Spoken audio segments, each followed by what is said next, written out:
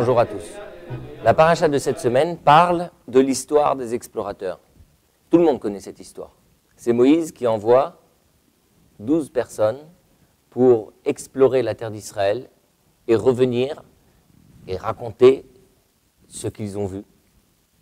Le problème, c'est qu'ils ont dit que voilà, c'était pas possible de rentrer en Israël, de la conquérir.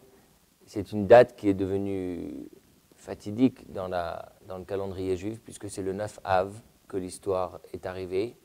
Et depuis, le jour du 9 Av est une journée dramatique dans l'histoire, que ce soit la destruction du premier temple, la destruction du deuxième temple. Et il y a également plusieurs malheurs qui sont arrivés cette date-là. Le point sur lequel nous allons nous intéresser, c'est la question de l'envoi de ces personnes en Israël. En effet, on remarque que Moshe a envoyé 12 personnes. C'était des personnes qui n'étaient pas du tout banales. C'était des personnes très importantes, des chefs, des princes, des chefs de tribus, des dirigeants. Ils avaient le sens des responsabilités, ils connaissaient les enjeux de rentrer ou de ne pas rentrer en Israël. Que s'est-il passé? Pourquoi ont-ils d'un coup basculé? Pourquoi ont-ils dévié de leur mission? Moshe leur a fait confiance, il leur a donné une mission à accomplir, et voilà que ces gens très bien ont failli à leur mission. Comment est-il possible?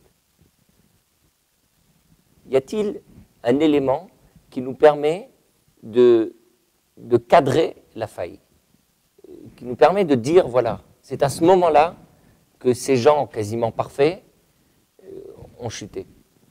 Pourquoi? Où était le faux pas?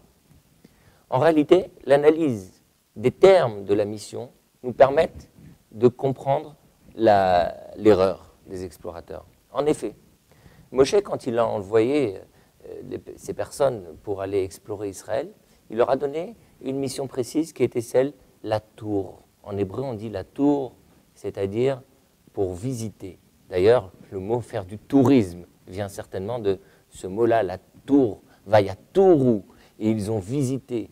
Or, un touriste, que fait-il? Il n'est pas là en train de faire une analyse géopolitique ou démographique ou sociologique de l'endroit qu'il est en train de visiter. Il est là avec son appareil photo, en train de faire un reportage, il aime, il s'intéresse au lieu, il essaye d'apprendre un petit peu l'histoire. Mais en réalité, les forces ou les faiblesses, même s'il va rapporter les forces et les faiblesses, les qualités ou les défauts de certains pays ou des endroits qu'il a visités, ces défauts n'ont aucun impact dans son choix de vie, dans ce qu'il va rapporter à la maison. Ce sera juste des souvenirs, ce sera une marque dans un rapport. Mais les conséquences et les conclusions n'y seront pas. Il n'y a pas d'apparition de conclusion dans un carnet de voyage. Voilà comment était tracée la mission de ces explorateurs. Mais au milieu de la route, pendant qu'ils étaient en train de faire leur compte-rendu de voyage et de dire ce qu'ils ont vu, ce qu'ils n'ont pas vu, les forces, les faiblesses du pays, étaient-ils entourés de murailles ou pas, les hommes étaient-ils armés ou pas, eh bien, les voilà en train de faire une conclusion et de dire si les gens, les hommes et les femmes de ce pays se comportent de telle ou telle façon, ça veut dire qu'on pourra oui ou non rentrer en Israël, ou on pourra oui ou non conquérir cette terre. Il ne s'agissait pas de dire catégoriquement est-ce que la mission allait échouer ou pas, mais il s'agissait juste de donner une forme de conclusion et de donner une probabilité de chance de réussite ou d'échec de la conquête d'Israël.